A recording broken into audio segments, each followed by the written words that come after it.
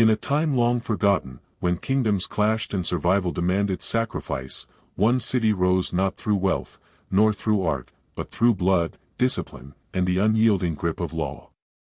This was Sparta, a society where mercy was weakness, and justice was written not in parchment, but in flesh and bone. Imagine stepping into a world where every heartbeat belonged to the state, where every child was judged at birth, and where death was not the end of justice but its final act. This was no ordinary city. Sparta was a forge, and its people were the iron hammered within. And at the center of this forge stood one terrifying truth: to disobey, to falter, to betray the Spartan way, was to die. But how did a society reach such extremes? Why did the Spartans embrace execution, not just as punishment, but as a sacred tool of survival? To answer that, we must journey back to the origins of Sparta, where the laws of Lycurgus were carved into the very soul of a people destined for war. Before we continue, if stories of forgotten empires and brutal justice captivate you, make sure you subscribe to Tale of History. Join our growing community of seekers who dare to uncover the past. Because here, history is not just told, it's lived. Sparta did not emerge as the militaristic powerhouse we remember overnight. In the beginning, it was simply one of many Greek settlements in the region of Laconia. But while Athens turned toward philosophy and trade, and Corinth toward commerce, Sparta's destiny was sealed by geography and conquest. Surrounded by hostile neighbors, short on fertile land, and reliant on enslaved helots to work their fields, Sparta faced a brutal choice: dominate or be destroyed. And in this crucible, the Spartans chose domination. To sustain control, they built a society unlike any other. Every law, every ritual, every tradition existed to forge warriors and suppress rebellion. Life itself became a military barracks. Men trained for war, women trained to birth strong sons, and children who did not measure up were discarded without hesitation. This was not cruelty for cruelty's sake. To the Spartans, it was necessity. A single weak link could doom the chain. And so the culture of execution was born. Execution was not simply about punishing crimes, it was about preserving strength, deterring weakness, and protecting the collective. To die at the hands of the state was to be erased from Sparta's legacy, stripped of honor, and made an example for all who remained. But unlike other Greek states, where execution might serve as a last resort, in Sparta it became the foundation of law. Every decision, whether to spare or to kill, was weighed against one question: does this act preserve Sparta, or does it endanger her? Central to this system was the legendary lawgiver, Lycurgus. Though his true existence remains shrouded in myth, the laws attributed to him shaped Spartan society for centuries. Lycurgus demanded simplicity, equality among warrior citizens, and above all, discipline. Gold and silver were banned, trade was restricted, and luxury was scorned. But disobedience to these laws carried a far more terrifying price. To betray the Spartan way was to face punishment not just from one's peers, but from the entire city itself. Executions under Lycurgan law were seen as purification. If a man betrayed his unit in battle, if a citizen spread corruption through greed, if a helot resisted too openly, execution restored balance. Justice was not blind, it was sharp, cold, and absolute. And unlike other Greek states that relied on elaborate courts, Sparta's justice was swift. The Gerousia, a council of elders, could pronounce death sentences. Kings themselves could order executions. And in some cases, the common assembly of Spartans would decide the fate of the condemned, a collective judgment that left no room for appeal. Imagine standing before thousands of your peers, your life hanging on their voices. Imagine the silence as the question is asked: shall this man live, or shall he die? In that silence, you would know the weight of Sparta's laws. From its earliest days, Spartan execution carried symbolism. Death was not always quick or merciful. It was designed to send a message, both to the condemned and to those who watched. For traitors, the penalty could be stoning, a brutal act where the community itself became executioner. For cowards in battle, exile was often considered worse than death, but if execution was chosen, it was meant to erase the shame. Some were hanged, denied proper burial, their bodies left as warnings on the road. And then there were the helots, the enslaved population that vastly outnumbered the Spartan citizens. Their mere existence was seen as a constant threat. To control them, Sparta sanctioned ritual killings, often carried out in secrecy. The young warriors of the Krypteia, a secret police force, were sent to eliminate helots who appeared too strong, too outspoken, or too rebellious. These were not executions in the eyes of Spartans, but necessary culls, designed to keep balance. In these early executions, one theme becomes clear: death was not simply an end. It was a tool, a performance, and a reminder. To live in Sparta was to live under constant judgment. For most civilizations, executions happened behind walls, in prisons, or before judges in solemn chambers. But in Sparta, the battlefield itself was a courtroom, and death sentences were often carried out in the midst of war. Every Spartan knew the unspoken contract: to fight bravely was to live with honor, but to falter was to die, not just at the hands of the enemy, but at the hands of your brothers in arms. Cowardice was the greatest crime a Spartan could commit, for it endangered not only the warrior himself but the entire phalanx, that tight wall of shields upon which Spartan survival depended. If a Spartan warrior dropped his shield, he marked himself for judgment. Shields were not merely defensive tools, they symbolized unity. As the saying went, a warrior carried his shield not for himself, but for the man beside him. To abandon it meant abandoning Sparta itself. On the battlefield, if a soldier fled, faltered, or disobeyed orders, punishment was immediate. The commanders, sometimes even fellow hoplites, could strike him down on the spot. It was not seen as murder but as justice delivered in the purest form, swift, brutal, and necessary. Imagine the scene: the clash of bronze against bronze, the roar of war filling the air. In the chaos, a soldier stumbles back, shield slipping from his arm. His commander's eyes narrow. For a moment, time freezes. The warrior's fate is decided then and there, not in a courtroom weeks later, but under the gaze of comrades, as blood and dust cloud the air. A spear thrust, a sword strike, and the coward is gone. His body, discarded on the field, becomes a warning for all others. Spartans believed that a coward's life was already forfeit the moment he failed his duty. Execution simply sealed what was inevitable. In this way, the battlefield became the harshest judge of all. If you find this glimpse into Spartan life powerful, hit that like button and subscribe. Because what you're hearing now is just the beginning. The deeper we go, the darker and more revealing the truth of Sparta becomes. Perhaps the most infamous of all Spartan practices was the judgment of newborns. While other Greek states welcomed children with celebration, Sparta treated birth as a test of strength, worth, and survival. From the moment an infant's first cries echoed through the house, the child was no longer simply a family matter.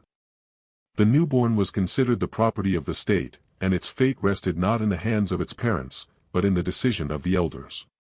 Shortly after birth, Spartan parents would present their child before a council of elders. These men, hardened by war and bound by law, would examine the baby with cold precision. They looked for signs of weakness, crooked limbs, frail cries, visible illness. A strong child was returned to its family, destined to be raised as a warrior or a mother of warriors.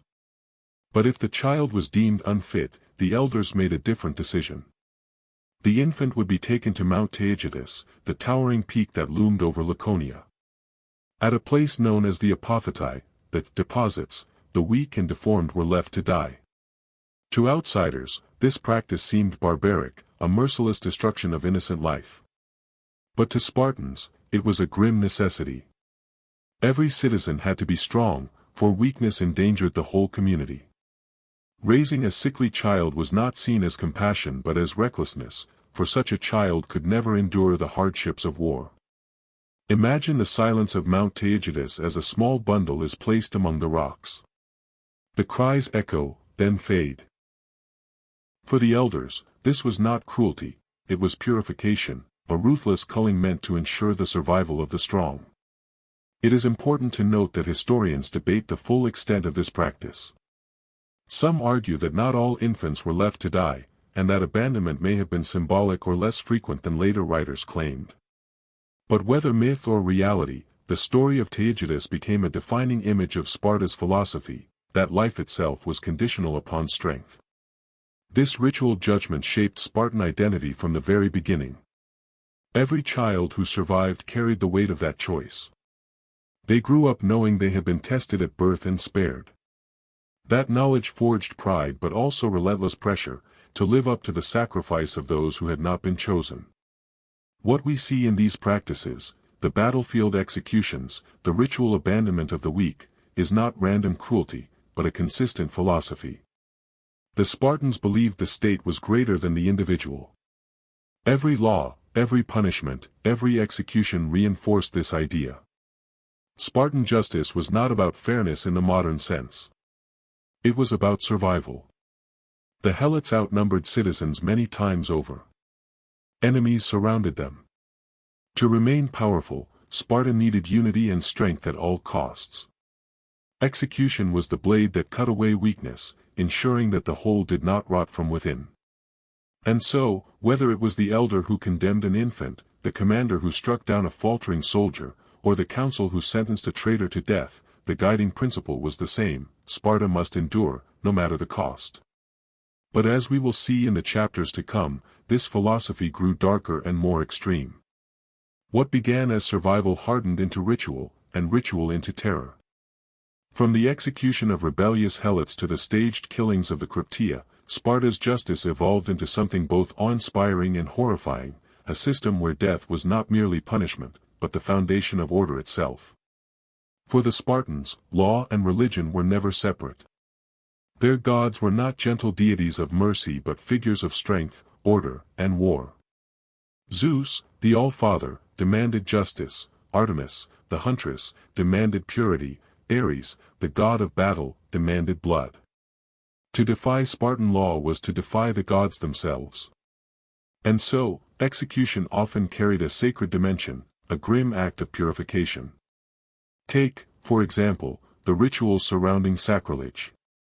If a Spartan was accused of offending the gods, by desecrating a temple, refusing sacrifice, or violating sacred oaths, the punishment was not simply civic. It was religious. To spare such a person was to invite divine wrath upon the entire city. Thus, executions were carried out with ritual precision. At times, the condemned might be executed at shrines, their blood symbolically cleansing the space. In other cases, they might be denied burial rites, a fate worse than death in Greek belief. To die without burial meant the soul wandered endlessly, unable to find rest in the afterlife. For a Spartan, who believed honor in death guaranteed eternal glory, this was the ultimate dishonor. One account tells of traitors who were executed and then buried at crossroads, outside city boundaries, their graves marked with curses. This exile in death reflected their exile from society. They were not only punished but erased, cast out both from the living and the dead. Imagine the terror of knowing that not only would your body be destroyed, but your very soul condemned to wander forever. For the Spartans, this was justice. It was not enough to end a life, the stain of betrayal had to be cleansed from the community, both physically and spiritually. Sparta also wielded nature itself as a tool of punishment. The environment of Laconia, its mountains, valleys, and harsh landscapes, became extensions of the state's justice. One of the most chilling methods was exposure. Instead of striking down the condemned with sword or spear, Spartans might abandon them in the wild, letting nature pass the final sentence. Exposure was not a quick death. It meant starvation, thirst, cold, or the teeth of beasts. The condemned suffered, their cries fading into the vast silence of the land. Infants deemed unfit were left at Mount Taygetus. But adults too could face exposure. Criminals, traitors, or dishonored warriors might be driven into the wilderness, stripped of weapons and protection. In a society where survival depended on community and discipline, isolation was death. Starvation was another form of punishment, sometimes used for helots who rebelled. Confined or bound, they were denied food until their strength withered away. To Spartans, this slow death was symbolic, a reminder that rebellion was unsustainable, that weakness would consume itself. In other cases, prisoners were cast into pits or ravines, left to die unseen. Archaeologists believe some sites near Sparta may have served this purpose, deep chasms where the condemned were hurled to their deaths, their broken bodies left as offerings to both the earth and the gods. These methods reveal something essential about Spartan justice: death was not always about spectacle. Sometimes it was about erasure, silence, and removal. Not every execution was a public warning. Some were quiet eliminations, designed to cleanse society without ceremony. But whether public or hidden, the message remained: Sparta's survival outweighed individual life. The land itself, the mountains, the wilderness, the pits, became silent enforcers of the law. Let us pause and imagine the experience of one condemned Spartan. Perhaps he had fled in battle, or spoken against the Jerusia, or broken a sacred oath. He would not face trial as we understand it. There would be no lawyers, no lengthy appeals. Instead, his fate was decided swiftly. If chosen for exposure, he might be led under guard to the slopes of Taygetus. The climb would be steep, the silence heavy. He would know, step by step, that he was walking to his death. The guards would not explain. They would not comfort. To them, he was already dead. At the chosen spot, he might be stripped of cloak and spear. No words of farewell, no prayers, no rites. Just abandonment. As his captors departed, the wind howling through the rocks, the condemned would be left alone. Night would fall. Cold would settle in. Hunger and thirst would gnaw. And in that darkness, with wolves howling in the distance, he would understand fully what it meant to defy Sparta. It was not simply a matter of losing life. It was the loss of belonging, of honor, of memory. For Spartans, to be executed was not only to die but to be erased, from family, from society, from history. That fear was perhaps more powerful than the sword itself. This fear of execution hung over every Spartan life like a shadow. It kept soldiers disciplined, citizens obedient, and helots submissive. Few dared to challenge the system, for they knew the penalty was not merely physical death but social annihilation. Yet, paradoxically, this fear also created strength. Because every Spartan knew the consequences of failure, they strove all the harder to excel. To live under the constant threat of execution was to be sharpened like a blade, honed by the knowledge that weakness meant extinction. This is the paradox of Spartan justice. It was terrifying, brutal, and unyielding. Yet it forged one of the most disciplined and formidable societies the world has ever seen. If this glimpse into Spartan justice stirs something within you, if it makes you reflect on discipline, fear, and survival, then don't just watch. Join us. Subscribe to Tale of History, and become part of a community that seeks to learn from the past to understand the present. History is not dead. It breathes in us, in every choice, every struggle. Be part of it. In most societies, execution ended the condemned person's suffering. But in Sparta, death was not always the cruelest part of the punishment. Sometimes, it was the journey to death, the slow destruction of honor, that inflicted the deepest wound. The Spartans believed that reputation was everything. A man's name, his glory in battle, and his standing among his peers were the treasures he carried to his grave. To tarnish that was worse than any sword thrust. This is why some punishments emphasized shame before death. One such ritual was the coward's cloak. When a man was judged guilty of cowardice, perhaps for fleeing a phalanx formation or hesitating in the face of the enemy, he was stripped of his citizen's clothing and armor. In its place, he was forced to wear a cloak stitched together from rags, dyed in garish, humiliating colors. It was patchwork, deliberately ugly, an inversion of the proud crimson cloak every Spartan warrior wore. For days, sometimes weeks, the condemned was made to walk the streets in this garment. His peers spat on him, children mocked him, and his family was forbidden to acknowledge him. To be seen in such a cloak was to be marked forever as dishonorable. The final execution came later, often by a single spear thrust or sword cut, efficient and unceremonious. But by that time, the condemned had already endured what many Spartans feared most, the destruction of honor, the erasure of dignity. In a culture where even death was supposed to be glorious, to die branded as a coward was to be condemned twice, once in life, once in death. Unlike Athens, which built elaborate courts and prisons, Sparta rarely used imprisonment as punishment. Prisons were inefficient in their eyes. Why keep a man alive when death could solve the problem quickly and permanently? Yet, archaeology and ancient sources suggest that Sparta did maintain underground chambers, not for ordinary criminals, but for special cases. These chambers were not designed for reform. They were tools of psychological warfare. Carved from stone, these cells were so small that a prisoner could not stand fully upright or lie flat. They were dark, airless, and cold.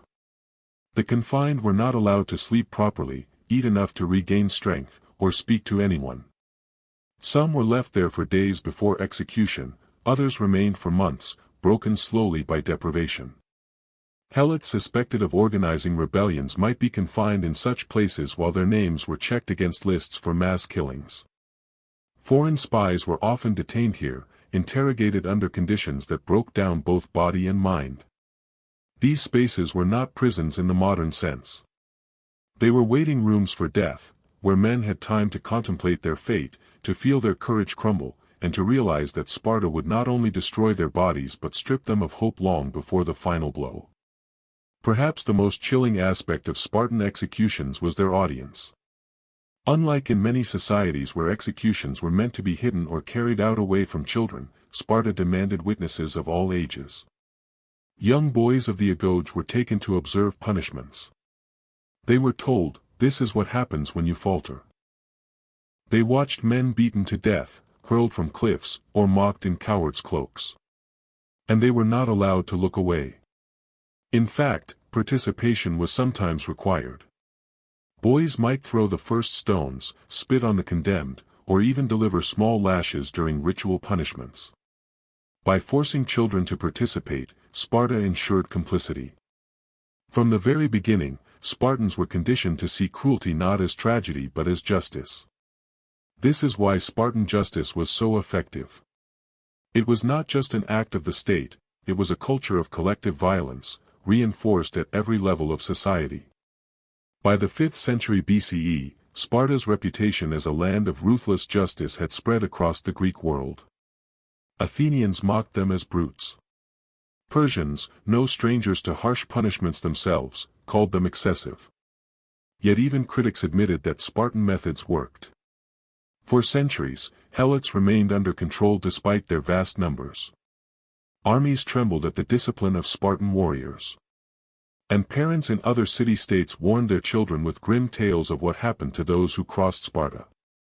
The paradox was complete: what made Sparta feared abroad was the same cruelty that kept it strong at home.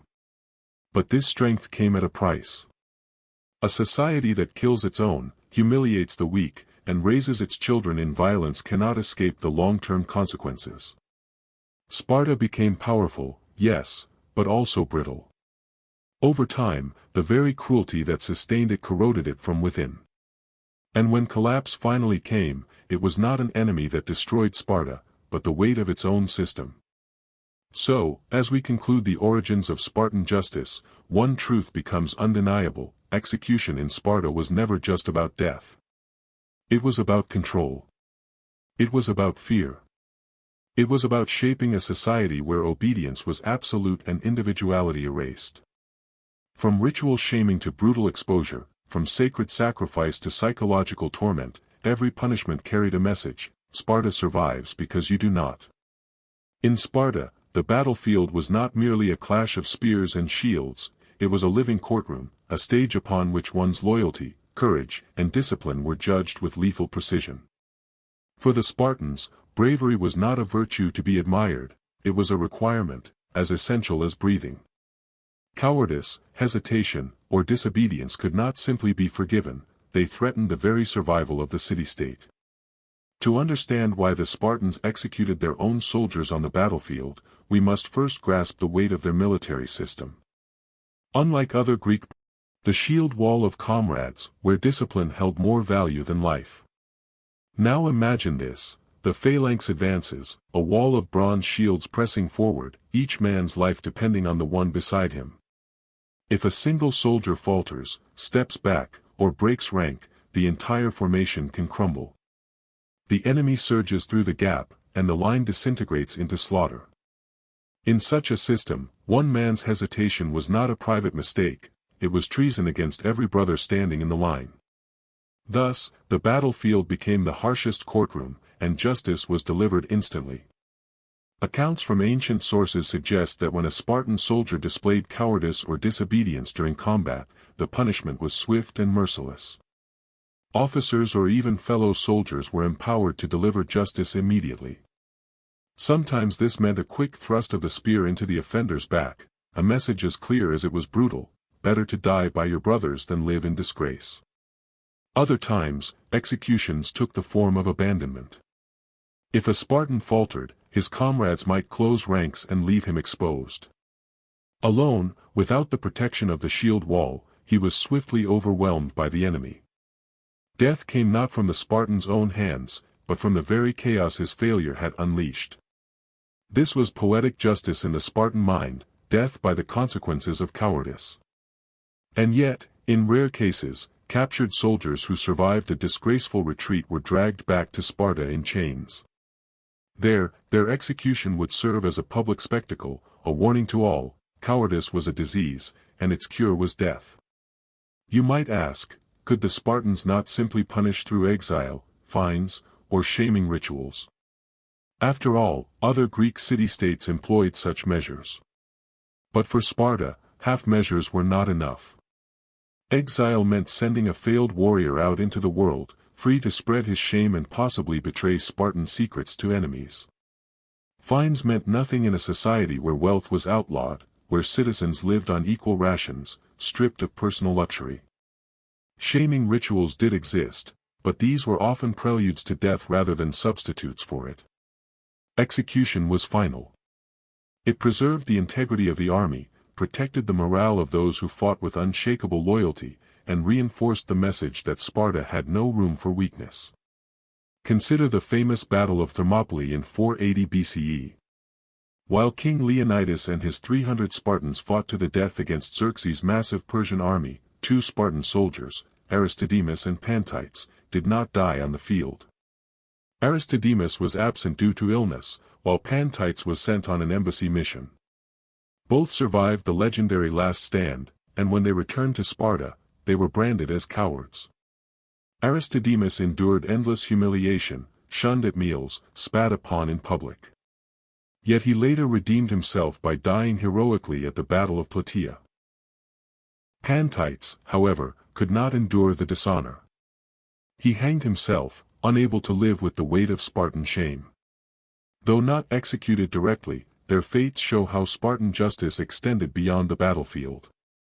Surviving when one's brothers had fallen was, in itself, a death sentence. The city-state might not always wield the blade, but it created a world in which men would willingly take their own lives rather than face the scorn of their peers. To understand Spartan battlefield justice, one must also understand the symbol of the hoplon, the great circular shield. Spartan mothers were said to give their sons their shields with the words, "Come back with it, or on it." This was no metaphor. The shield was not only a weapon, it was a lifeline. To drop it in battle meant breaking the phalanx, betraying the brothers to the left and right. Swords could be lost, spears broken, but to lose the shield was unforgivable. And for that crime, the punishment was simple: death. This culture forged men who would rather be pierced through by Persian arrows than risk the shame of survival without honor. And when one faltered, when one failed, the execution that followed was not viewed as cruelty but as a necessary act to preserve the collective. The battlefield was also a theater of message and memory. Executions on the field were witnessed by comrades, allies, and enemies alike. They were acts of psychological warfare, reminders to the Spartans themselves that failure meant annihilation, and to their enemies that the Spartans feared their own laws more than Persian blades. Imagine the sight: amidst the clash of bronze and the screams of dying men, a Spartan commander raises his spear not against the enemy but against his own soldier. The condemned man falls, and the line closes without a pause. To the Persians, Athenians, or Thebans watching, it would be a chilling vision, an army so devoted to its code that it consumed its own rather than tolerate weakness. This was not only discipline. It was terror, weaponized against both enemy and ally. Before we press forward into the darkest punishments of Spartan justice, before we descend into the stories of children cast into chasms and ritual killings in the name of the gods, pause and reflect. What would you have done, standing in that phalanx, knowing that a single mistake could see your life ended not by the enemy, but by your own brothers? If these stories grip you, if they make you feel the weight of history pressing on your chest, then I invite you, join us on this journey deeper into the brutal world of the ancients. Subscribe to Tale of History now, so you never miss the next chapter in humanity's forgotten past. This is more than history, it is a confrontation with who we were, and who we might still be. If the battlefield was the courtroom for grown men, then Mount Taygetus was the courtroom for the newborn. Few stories about Sparta grip the imagination, or the horror. Like the tale of infants carried to the cliffs, judged in their first hours of life, and cast into the abyss if found wanting. It is a story retold in countless histories and films. But was it myth, or reality? And why would a society kill its own children? To understand this practice, we must look at the core of Spartan philosophy. Unlike other Greek city-states, which valued poets, thinkers, and artisans, Sparta valued only one thing: strength. Every citizen was expected to contribute to the military machine, either as a warrior or as the mother of warriors. Weakness was not merely undesirable, it was dangerous. An infant born sickly, deformed, or frail was seen as a future liability. He might never endure the rigors of the ego, might falter on the battlefield, might drain resources in a society already stretched thin. For a culture that built its entire existence on survival through war, such an infant was not a gift but a threat. Thus, the Spartans developed one of the most chilling customs in ancient history. When a child was born, the father did not simply raise him to the breast of the mother. Instead, the infant was carried before a council of elders, known as the Gerousia. These men, hardened by decades of war and service, examined the child with cold precision. If the baby appeared healthy, strong, and promising, he was returned to his family. But if the child was judged weak, deformed, or otherwise unfit, he was taken to the wild slopes of Mount Taygetus. There, near a place known as the Apothetai, the deposits, the child was abandoned to die. Pause for a moment and imagine it, not from the cold perspective of history, but from the eyes of a mother. She has labored in pain, brought forth life, held the tiny warmth of her child for only hours. Then strangers take him, inspect him as one inspects livestock, and declare him unworthy. She follows as they march up the slopes of Taygetus, her cries ignored, her pleas drowned in the wind. And then, silence. Her womb emptied, her arms emptied, her future emptied. For in Sparta, the mother's worth was measured by the strength of the sons she raised. A child lost in judgment was not only a personal tragedy, it was a public mark of shame. How many mothers wept in silence behind stone walls, their grief hidden because to grieve openly was to challenge the system itself. History does not record their names, but their suffering lingers between the lines of every ancient account. The execution of the unfit child was more than cruelty, it was policy. By removing the weak at birth, Sparta ensured that every citizen who entered the ego was strong, capable, and prepared for the brutal trials ahead. This ruthless pruning created a population honed like a blade, sharp, durable, but stripped of compassion. Other Greek states condemned the practice, whispering of barbarism. And yet, in their condemnation, they also feared it. For when Spartan armies marched, they were a wall of men with no weak link, no burden carried, no frailty allowed. Each soldier was the product of a society that had chosen survival over sentiment. The story of Taygetus echoes beyond Sparta. Throughout history, societies obsessed with purity, strength, and survival have flirted with the idea of culling the weak. From the exposure of infants in ancient Rome, to the eugenics movements of the 20th century, to debates about survival of the fittest in modern science, Sparta's shadow looms. But none carried the legend so starkly, so ruthlessly, as the Spartans of old. Even today, Mount Taygetus rises over the Peloponnesian landscape, its peaks cutting against the sky like a scar in stone. For the modern traveler, it is a place of beauty, a hiking trail with sweeping views.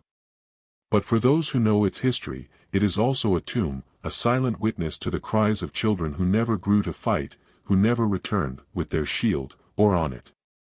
It stands as a reminder that every society must choose what it values most, and what it is willing to sacrifice. If the story of Mount Taygetus stirs something deep within you, if it makes you question the cost of strength and the price of survival, then stay with us. This is only the beginning. Ahead lies even darker ground, ritual killings in the name of the gods, executions designed as spectacles, and the strange world of Spartan assassins known as the Krypteia. So pause. Take a breath.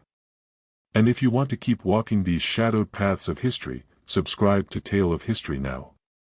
Together, we will uncover truths that textbooks hide and films only hint at. This is the past as it truly was, raw, brutal, unforgettable. For the Spartans, war was not merely politics by other means.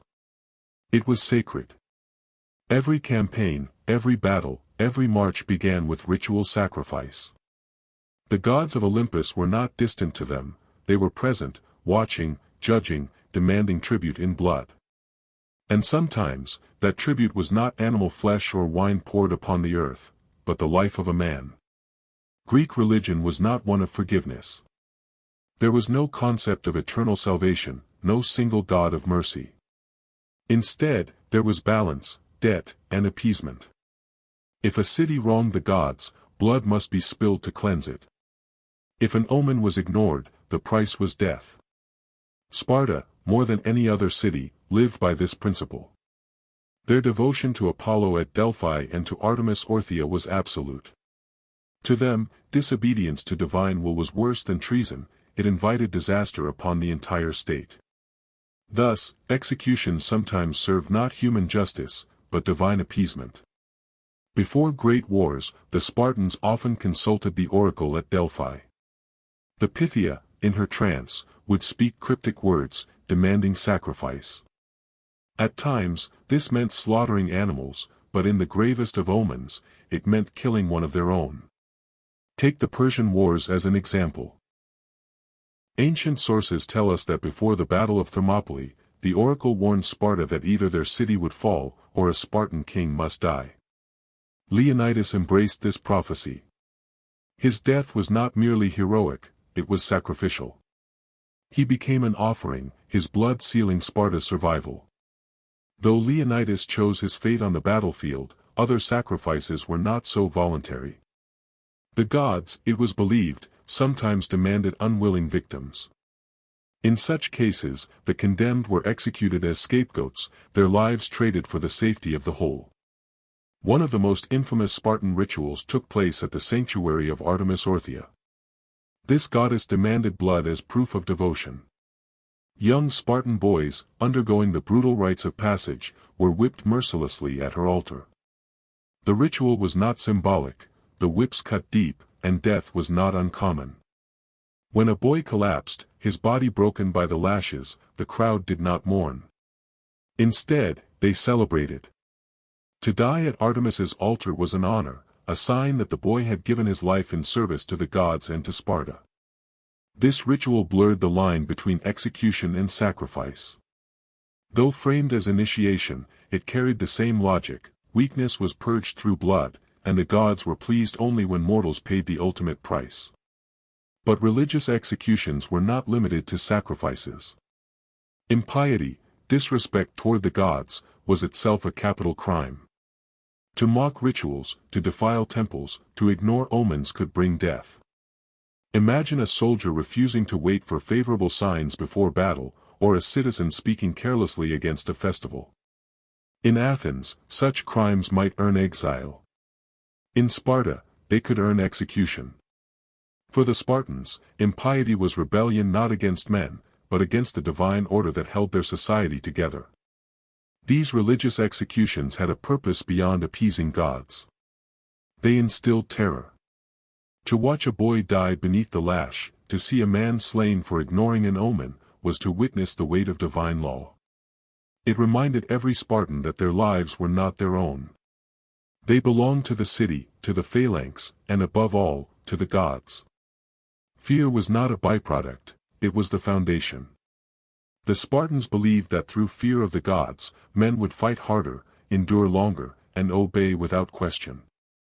In their minds, executions sanctified by religion made the army unstoppable. But here lies the haunting paradox. Did the Spartans truly choose these executions, or were they trapped by their own beliefs? When an oracle demanded blood, could they have said no? When Artemis's priests demanded the whip, could they have laid it down? Or were they prisoners of a system that demanded sacrifice as the price of survival? To the modern mind, these practices seem barbaric. Yet to the Spartans, they were necessary.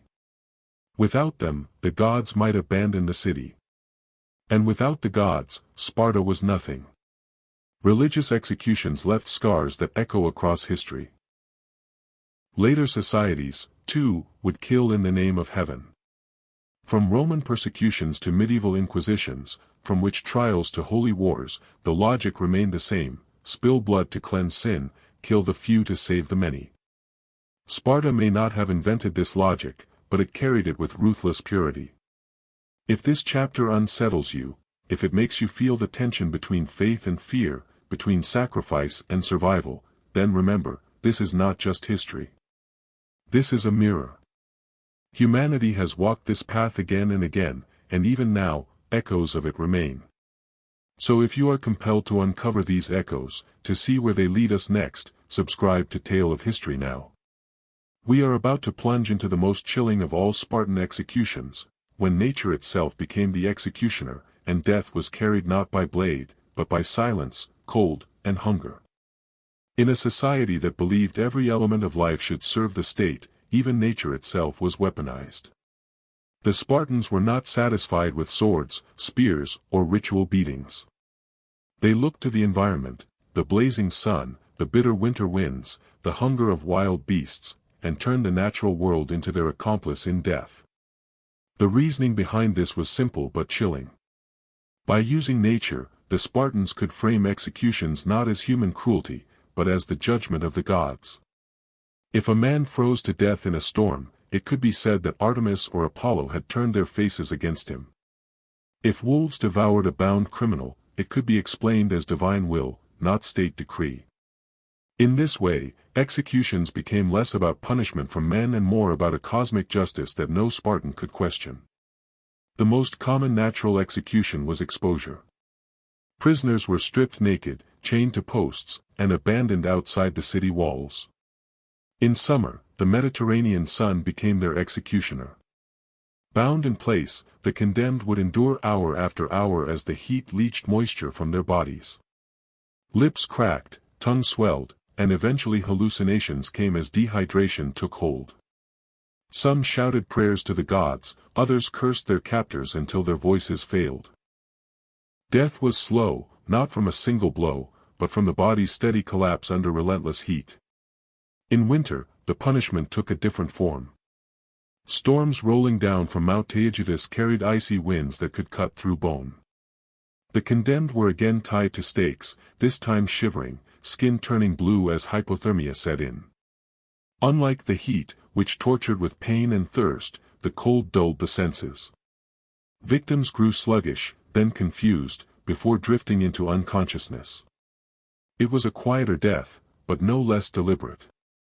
For Spartans, this too was justice: weakness surrendered to the elements while the strong endured. Another method was partial burial. Criminals were dug into the soil, their bodies covered to the neck, leaving only their heads exposed. Under the summer sun, the ground itself became a trap. The earth baked, trapping heat and suffocating the buried man while he remained helpless to move. His cries for water could last for days before silence came. For onlookers, this was not only a punishment but a lesson. To see a man buried alive in the soil reminded all Spartans that their lives belonged to the earth of their homeland, and that same earth could reclaim them at any time. Animals, too, played their role. Victims would be smeared with honey or blood and left in places where wolves, bears, or wild dogs roamed. The condemned, bound and defenseless, had only the stars to look to as they listened to the growls in the darkness. Sometimes the beasts struck quickly, sometimes they circled for hours, their growls and snarls gnawing at the prisoner's sanity before the first bite came. In these executions, Spartans did not swing swords or thrust spears. They watched as nature tore apart the weak, the criminal, or the rebel. To them, it was proof of a natural order: the strong survived, the weak perished, and Sparta was always strong. These natural executions were not random cruelty. They were carefully chosen to instill fear without wasting Spartan blood or energy. They reminded the helots, those enslaved masses, that even outside the city walls, there was no escape. The land itself, the weather, the animals, all were weapons of the Spartan state. For the citizens of Sparta, these methods also reinforced faith in their gods. If a criminal perished beneath the sun or was torn apart by wolves, it seemed to confirm divine justice at work. By wrapping their punishments in the cloak of religion and nature, the Spartans transformed human cruelty into cosmic law. If this dark glimpse into Spartan punishment shocks you, there is so much more still hidden in history's shadows. Subscribe now, and join us as we uncover the truths that ancient rulers tried to bury. Don't look away, because the past is darker than you think. For most ancient societies, execution was the end. A punishment carried out, a life ended, and the case closed. But Sparta was different. To the Spartans, death could be too merciful. They understood that shame could wound more deeply than any blade, and sometimes the slow burn of humiliation was the real punishment. Death was only the final release. This belief led to one of their most feared practices: the destruction of honor before the destruction of the body. The most infamous example was reserved for warriors who failed their comrades in battle.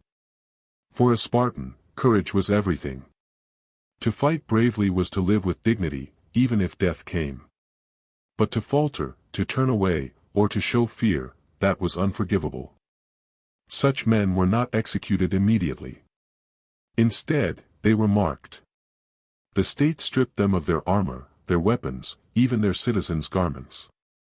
In their place, the condemned was forced to wear a cloak sewn from scraps and dyed in garish, humiliating colors. This coward's cloak announced his failure to every eye in the city. Once dressed, the condemned could not hide. He was forced to wander Sparta's streets, visible to all. Children mocked him, hurling stones and spoiled food. Adults spat at him, cursed him, and turned their backs in disgust. Family members were ordered to disown him, treating him as if he no longer existed. The cloak did more than shame the man, it isolated him. In a society where every Spartan relied on the other for survival, to be cast out in spirit while still alive was a living death. Days, sometimes weeks, passed in this state of public torment. The condemned man was trapped between life and death, his reputation destroyed, his dignity stripped. By the time he was finally led to execution, most welcomed the end.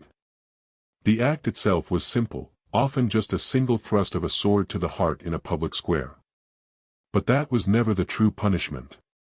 The real sentence had already been carried out: the crushing weight of disgrace, the endless humiliation, the knowledge that he had died not as a Spartan warrior but as a spectacle. Why did Sparta choose this path? Because they understood the psychology of fear. Death, in a warrior society, could be embraced. Many Spartans were willing to die on the battlefield without hesitation.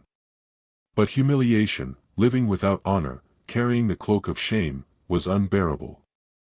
By weaponizing disgrace, Sparta controlled not just bodies but minds.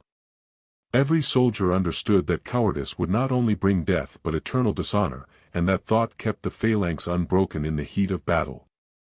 The coward's cloak was the most infamous, but other forms of humiliation existed. Thieves might be paraded through the streets with their stolen goods tied mockingly around their necks. Traitors could have their hair shorn, a mark of shame in a society where long hair symbolized freedom and nobility. Women accused of serious dishonor could be forced to march through the agora barefoot and in rags, stripped of their dignity before their execution. Each act followed the same logic: humiliation first, death second. The condemned's final punishment was not just physical but spiritual, destroying their memory within the community before destroying their life. Spectators learned as much as the condemned. Watching a man dragged through the streets in a coward's cloak was a warning to every soldier: do not falter, do not betray your comrades, do not abandon your shield. Watching a thief mocked before his neighbors reminded every citizen that dishonesty carried a heavier price than mere loss of life. Through these rituals, Sparta created a culture where reputation was sacred, and fear of shame was stronger than fear of death. Sparta shows us that sometimes the greatest punishments are not physical but psychological. If you want to keep uncovering the hidden cruelties and dark lessons of history, subscribe now, and walk with us deeper into the shadows where the past still speaks. Most people imagine Sparta as a place of open punishment, executions on cliffs, public shaming in the agora, or death on the battlefield. But beneath this warrior society existed another layer of punishment, one that unfolded away from the eyes of the crowd. These were the hidden places, the dark corners where prisoners were held, interrogated, and broken. While Sparta had no grand prisons like later empires, it maintained holding cells, guard posts, and underground chambers. These were not designed for long-term incarceration. A Spartan prisoner was not meant to spend years behind bars. Instead, these spaces existed for one reason: to break the body and spirit before the final act of execution. Prisons were small, suffocating rooms cut into stone or dug into the ground. Light rarely entered, and air was scarce. Prisoners were chained to walls or floors, often left in complete silence except for the drip of water or the sound of their own breathing. The isolation itself was part of the punishment, forcing captives to confront fear long before any blade touched them. Inside these chambers, torture was both psychological and physical. Spartan captors understood that pain alone was not enough, it had to serve a purpose. The goal was confession, information, or a public display of obedience. 1. Whips and rods, borrowed from the agoge, where boys were beaten to toughen their resolve. But in prison, these blows were not training, they were calculated torment, repeated until the prisoner's body failed. 2. Starvation and thirst, food was rationed to crumbs, water withheld until lips cracked. A man was reduced slowly, his strength drained day by day until he became compliant. 3. Sleep deprivation, guards deliberately rattled chains, splashed water, or shouted through the night. The goal was disorientation, making the prisoner lose sense of time, collapsing willpower under exhaustion. 4. Mock trials in the dark, prisoners were sometimes confronted by masked figures pretending to be judges, condemning them again and again before finally dragging them into the light for real sentencing. This blurred the line between reality and terror. To Sparta, torture was not cruelty for cruelty's sake. It was a tool of control. Traitors could be forced to reveal accomplices. Captured helots could be pressed for information on rebellions. Foreign spies could be broken before their deaths, their secrets extracted for the safety of the city. By keeping this hidden, Sparta preserved its image of order. Public punishments showed strength, but the shadowy tortures showed control. No citizen had to see the suffering, yet everyone knew it was happening. That knowledge alone kept rebellion at bay. When the captors were finished, prisoners were led from the darkness into daylight for execution. By then, most were unrecognizable. Thin, broken, staggering, the body was a shell of the warrior or citizen they had once been. Their death sentence, whether by sword, rope, or exposure, seemed almost merciful compared to the torment they had endured. The transition was deliberate. By weakening prisoners before death, Sparta ensured that no final act of defiance would tarnish the city's order. No last words of rebellion, no dramatic resistance, only silence. The existence of these hidden tortures tells us something deeper about Sparta. For all its glory on the battlefield, it feared disobedience at home. It feared secrets left unspoken, conspiracies left in the dark. These prisons and chambers were not monuments to cruelty but to control, ensuring that Sparta's iron grip never loosened. The shadows of history are often the darkest places. If you want to keep exploring what lies beyond the surface, where power, fear, and cruelty shape civilizations, make sure to subscribe and join this journey. The past still has more to reveal. Among all the instruments of Spartan control, none was as feared, or as mysterious, as the Krypteia. To outsiders, it seemed like a secret police. To Spartans, it was something even more sinister, a rite of passage that blurred the line between training, murder, and state policy. The Krypteia was born from Sparta's deepest fear, not Persia, not Athens, but its own enslaved population, the Helots. The Helots, mostly conquered Messenians, outnumbered the Spartans by a staggering margin. Every harvest, every home, every Spartan child depended on their labor. Yet beneath this dependency was a constant threat, rebellion. The Spartans needed a method to control the Helots that was permanent, invisible, and terrifying. Thus, the Krypteia emerged. The participants, known as Krypteias, were not ordinary soldiers. They were young Spartans chosen after years in the agoge. Selection was both an honor and a curse. To be sent into the Krypteia was to prove your worth, but it also meant carrying out deeds that would mark you forever. Once chosen, the young men vanished from normal life. They were stripped of armor, stripped of shields, and often even stripped of shoes. Armed only with daggers, they melted into the countryside, moving unseen, waiting for nightfall. Their task was brutal and direct, to kill Helots. Not in open battle. Not in public executions. But silently, under the cover of darkness. The Krypteias stalked the roads, the fields, the villages. Any Helot who seemed strong, defiant, or capable of leadership was marked. They struck quickly, leaving bodies as warnings. This was not random violence. It was targeted, aimed at crushing potential uprisings before they began. By removing the strongest and boldest, Sparta ensured that the Helots remained leaderless, fearful, and broken. For the Krypteias, this mission was more than duty, it was initiation. By killing in secret, they learned to live without comfort, to survive without supplies, to strike without hesitation.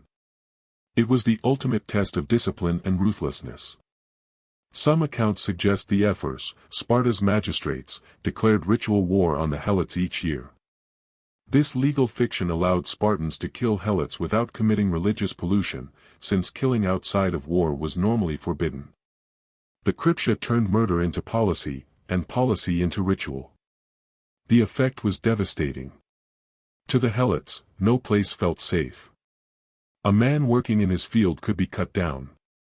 A family walking at night might never return. The unpredictability was the point. The Krypteia created an atmosphere of constant terror, ensuring that rebellion seemed impossible. Even when no killings occurred, the rumor of their presence was enough. Helots whispered about shadows in the night, footsteps that vanished, and men who killed without a word. Fear became its own weapon, heavier than any chain. For the young men, the Krypteia was a test of loyalty. They were forced to sever ties with comfort and compassion, replacing them with cold obedience. Many carried the scars of this experience for life. Killing defenseless Helots was not glorious, it was grim, but it hardened them into instruments of the state. This dual purpose, training the young while terrifying the enslaved, was the essence of the Krypteia. It ensured Sparta's future soldiers were ruthless and ensured the Helots remained subdued. The Krypteia shows the harsh truth of Sparta. Its system of strength was built not only on courage but on fear. Every Spartan citizen enjoyed freedom and privilege only because others lived in terror of the dagger in the dark. The balance of power was maintained not by law, but by murder whispered across the fields at night. The Krypteia was a shadow war, a campaign of silent killings carried out in the dark. But there were moments in Spartan history when fear grew too great, and secrecy was abandoned. At those times, Sparta unleashed open, mass executions of the helots, grim reminders that their lives hung by a thread, always at the mercy of the state. The helots were more than a servile class, they were the backbone of Sparta's economy. They tilled the land, harvested crops, and ensured that Spartan warriors were free to train and fight. But their numbers dwarfed those of their masters. Some historians estimate helots outnumbered Spartans 7-1. This imbalance terrified the ruling class. Every harvest season, every gathering of helots, carried the possibility of revolt. The Spartans had to remind them, visibly and brutally, that resistance would be crushed. One of the most violent mass executions followed the devastating earthquake of 464 BCE. The quake struck near Mount Taygetus, toppling homes, burying soldiers in their barracks, and killing hundreds of Spartans in an instant. In the chaos, the helots saw an opportunity. Rumors spread that they planned an uprising, believing Sparta weakened by the disaster. For the Spartan leadership, the thought of rebellion at such a fragile moment was intolerable. The response was swift. The army rallied, and mass killings began. Helot villages suspected of plotting revolt were attacked. Men were slaughtered, women and children dragged away or enslaved deeper. The message was clear: even in disaster, even when Sparta itself trembled, helots would never be allowed to rise. Another infamous event came during a supposed celebration. Ancient sources describe how the Spartans once declared they would honor the bravest helots, rewarding their loyalty. They called for helots to step forward, those who believed themselves the strongest, the most worthy. 2,000 answered. They were praised, crowned with garlands, and paraded as if receiving citizenship. But this was a deception. Not long after, every one of them disappeared. The Spartans executed them in secret, their bodies never returned. This act was not mere cruelty, it was strategy. By inviting the boldest helots to reveal themselves, Sparta identified the very men most likely to lead a rebellion. Then, with a single stroke of treachery, they removed them all. To keep these executions within the bounds of religion, the ephors, the 5 magistrates who governed alongside Sparta's kings, declared ritual war on the helots each year. This legal fiction meant that any Spartan could kill a helot without committing sacrilege. Death was not just punishment, it was policy written into the calendar. Mass executions often followed these declarations, usually when helot unrest grew too loud. Some were public, designed to terrify. Others were quiet, with entire communities vanishing overnight. For the helots, these massacres were more than bloodshed, they were lessons carved into memory. They taught that loyalty was no shield, bravery no protection, and hope no weapon. The unpredictability was intentional. By killing en masse without warning, Sparta ensured that fear remained constant, not tied to specific acts of disobedience. For the Spartans, mass executions also served another purpose: unity. By participating in or witnessing these killings, citizens were bound together in a shared act of domination. It reinforced their identity as rulers and reminded them of the fragility of their own position without constant vigilance.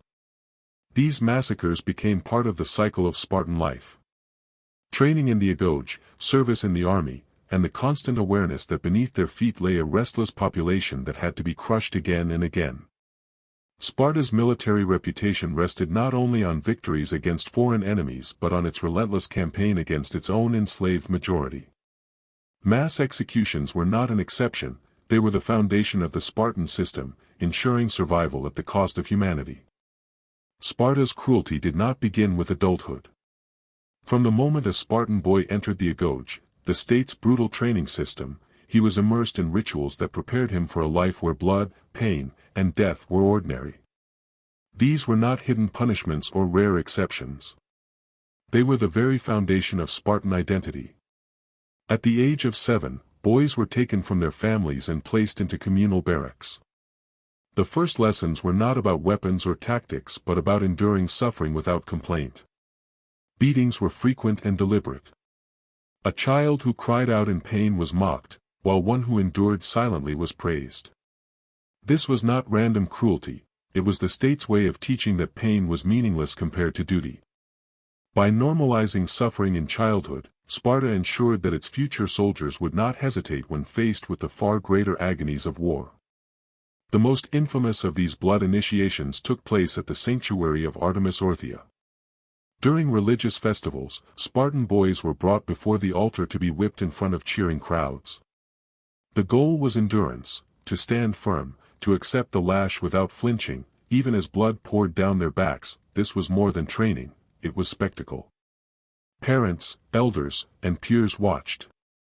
Failure was not private shame but public humiliation. Some boys fainted, others died under the lash.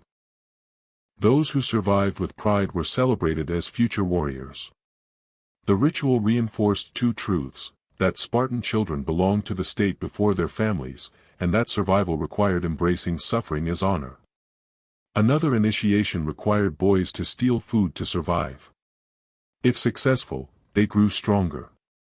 But if caught, they were beaten mercilessly, not for stealing, but for failing. The lesson was clear, cunning and discipline mattered as much as strength. A Spartan who could not hide his actions or endure punishment without weakness had no place in the phalanx. In some cases, punishments escalated. A boy might be deprived of sleep, exposed to the elements, or made to endure hunger for days. Each trial pushed him closer to the limits of endurance, shaping him into the kind of man Sparta demanded. As boys grew older, the initiations grew harsher. Some accounts describe secret hunts, where young men were ordered to kill helots as part of their passage into adulthood. This was not just an extension of the Krypteia but a symbolic crossing, a moment when a child became a warrior by shedding blood. For the Spartans, this crossing was essential. To take life was to accept the harsh reality of war. To do it in silence, without hesitation, was to prove loyalty to the state above all else. Why did Sparta demand such cruelty of its children? Because it believed survival required it. The city was small, its enemies many, and its population of citizens always fragile. To remain strong, every child had to become a warrior, and every warrior had to accept pain, blood, and death as natural. By beginning this process at 7, Sparta erased the possibility of softness. The child who survived the agoge emerged as a man who could endure wounds, hunger, and loss without faltering. Those who did not survive simply proved themselves unfit for the Spartan ideal. These rituals left deep scars, physical and emotional, but they also created unity. Every Spartan male had endured the same beatings, the same blood, the same fear. Together, they became a brotherhood forged in suffering. But this unity came at a cost. Compassion was crushed, empathy silenced. By teaching children to see blood as honor and pain as duty, Sparta ensured that its men could inflict cruelty on others without hesitation. The seeds of Spartan executions, the indifference to suffering, the acceptance of death as necessity, were planted in childhood. By the time these boys grew into soldiers, the harshest punishments of their society felt natural. Sparta's methods did not exist in isolation. While the city's leaders believed their brutal system was necessary for survival, outsiders often looked on with a mix of awe and horror. What happened within Sparta's walls inevitably leaked beyond them, through ambassadors, visiting soldiers, and rival Greek city-states who heard stories of blood-soaked rituals and public executions. Athens, Corinth, and Thebes each saw Sparta differently.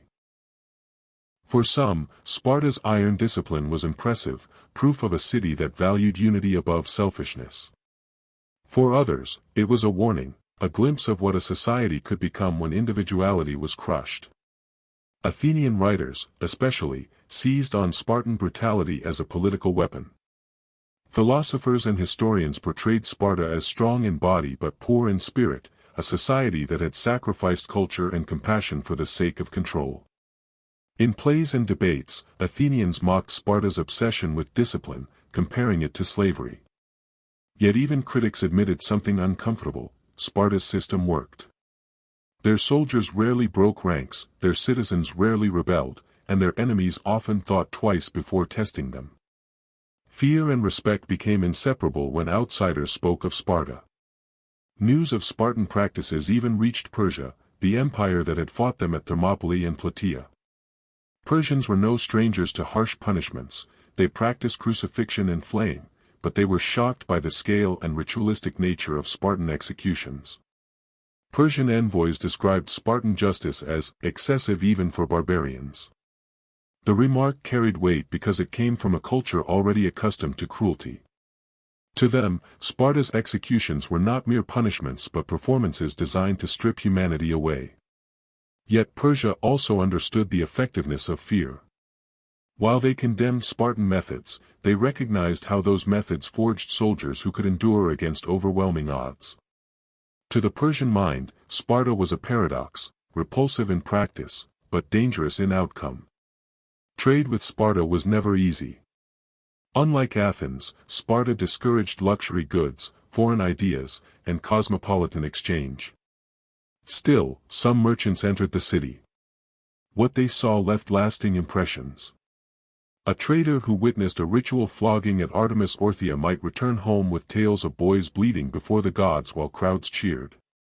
A visitor who passed Mount Taygetus might hear whispers of infants left to die among the rocks. These accounts spread quickly across the Mediterranean, carried on ships and retold in marketplaces. The effect was twofold. On one hand, Sparta's reputation as ruthless and uncompromising grew, bolstering its aura of invincibility. On the other, foreign merchants grew wary, avoiding prolonged stays in a city where even minor offenses could invite severe punishment. This isolation contributed to Sparta's cultural stagnation.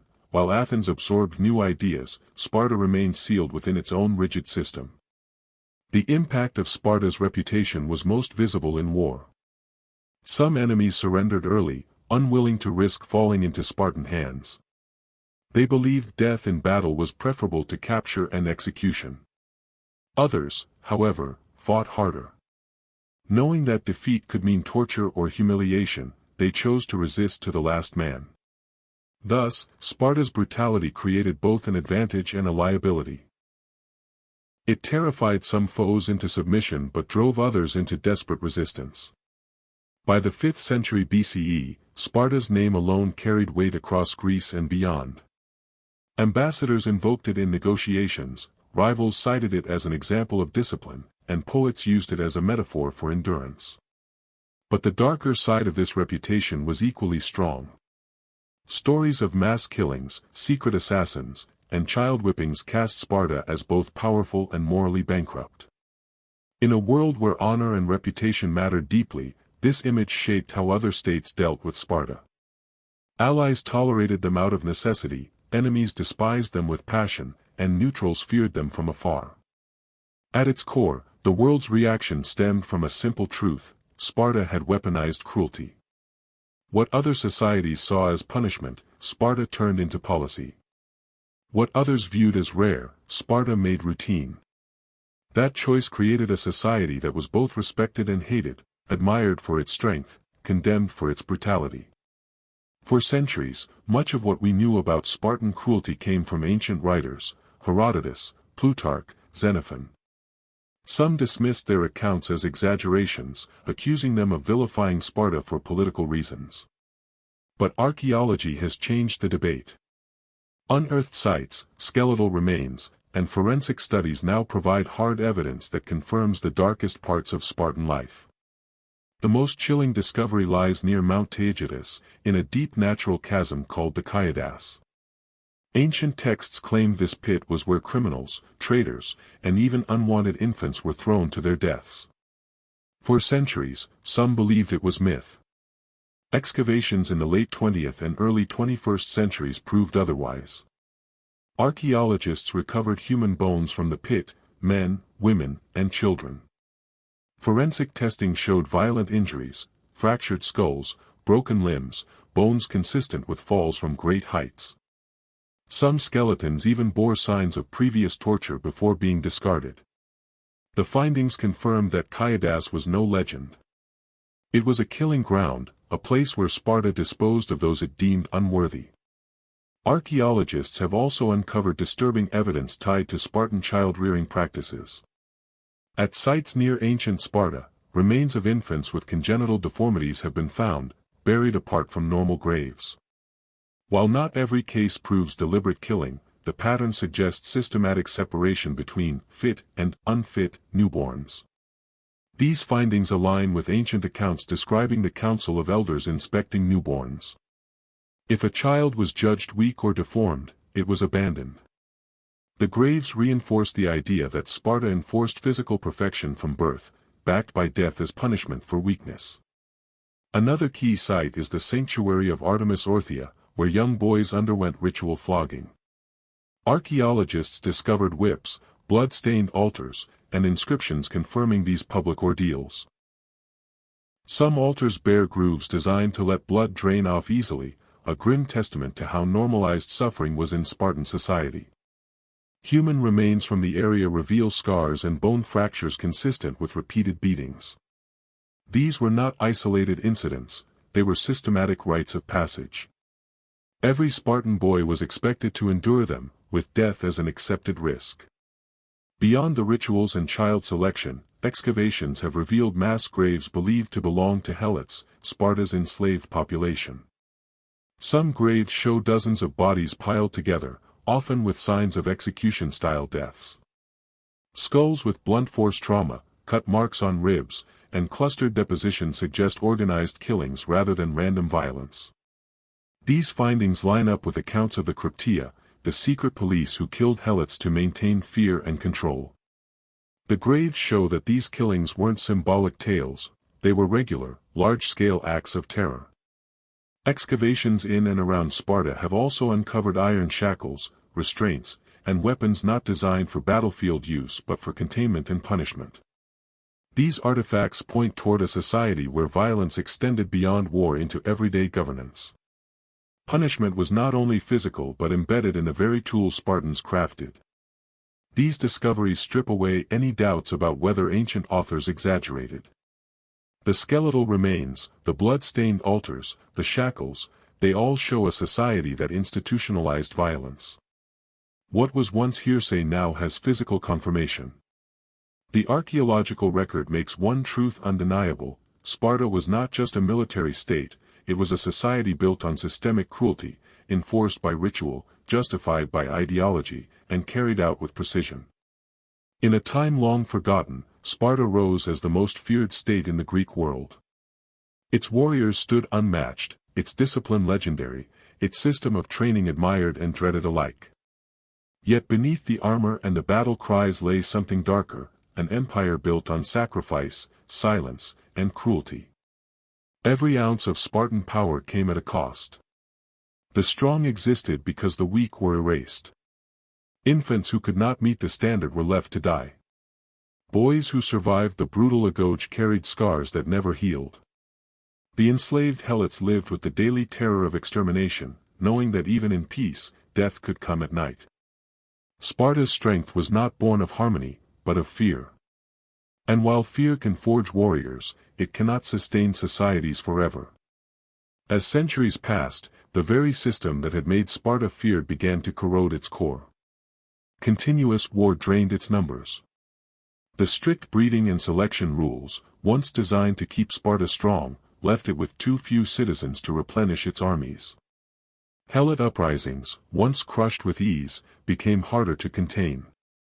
At Leuctra in 371 BCE, Sparta's army, long considered invincible, was crushed by Thebes. The myth of Spartan superiority shattered in a single day. And with that defeat, the city that had demanded silence from the weak was itself reduced to whispers. But what lingers most is not the battles lost, nor the crumbling of its empire. What lingers is the silence. The silence of infants abandoned at Mount Taygetus. The silence of boys beaten in ritual bloodsports.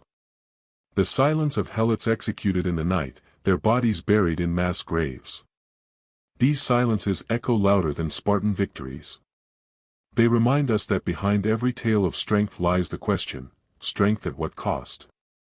History often glorifies Sparta as a society of unmatched warriors. But archaeology, ancient records, and the bones themselves tell a fuller story, one of discipline, yes, but also of systemic cruelty. Sparta teaches us that endurance built on fear is fragile. That cruelty can build an empire, but it cannot preserve it. And in the end, what remains of Sparta is not its victories but its warning. The walls of Sparta are gone. Its warriors are dust.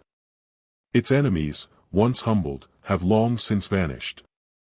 But the silence of those who paid the price, the weak, the enslaved, the executed, still hangs in the air. History remembers their killers as warriors. It is our task to remember them as victims. Because no strength, however legendary, is worth the silence of the executed. If this story moved you, if it made you reflect on the hidden costs of history's so-called great civilizations, then don't let their voices fade. Subscribe to Tale of History, share this documentary, and help us uncover more forgotten truths. Together, we give voice to those history tried to silence. History is more than dates, battles, and kings. It is the cries of the forgotten, the silence of the executed, and the hidden costs that textbooks often choose to ignore. What you have just heard is not entertainment, it is a reminder that human suffering is often buried beneath the triumphs of power. And this is where you come in. Every time you subscribe, every time you like, every time you share, this channel grows stronger. Not for vanity. Not for numbers. But so that we can continue to pull back the curtain on the past. To give voice to those who never had one. To remind the world that history is not just written by the victors, it is carried in the bones of the fallen. Think of the helots whose names were erased. Think of the children judged unworthy before they could even speak. Think of the warriors who marched into battle not for choice, but because their lives were molded by fear. Their stories matter, and we can keep them alive. So if this story struck you, if it made you reflect, question, or even feel a shiver at what humans are capable of, then join us. Subscribe now. Hit the notification bell so you never miss the next forgotten chapter of history. Share this with others so that together we ensure these voices are not lost again. Because history is not dead. It speaks, if we are willing to listen. And on this channel, we will always listen. The past is filled with shadows. Let's bring them into the light, together. Subscribe today, and become part of a community that refuses to let history's darkest truths remain buried.